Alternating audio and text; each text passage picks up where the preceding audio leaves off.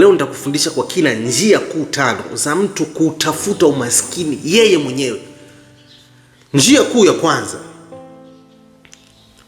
ni kuzungukwa na watu wasiokuwa na malengo. Kama wewe una malengo makubwa, alafu unazungukwa na watu wasiokuwa na malengo, actually ndoto zako zitakufa. Kuna usemi unasema ndege wanaofanana wanaruka anga moja. Yaani kama wewe una ndoto kubwa, alafu jamii na kuzunguka wote hawana ndoto kubwa, actually ndoto zako zitakufa. Kwa sababu mtu dhaifu akiungana na watu wenye nguvu, actually naye anakuwa na nguvu. Lakini mtu dhaifu akiungana na watu dhaifu, naye anazidi kuwa dhaifu. Hata mtu mwenye nguvu akiungana na watu dhaifu, naye anakuwa dhaifu.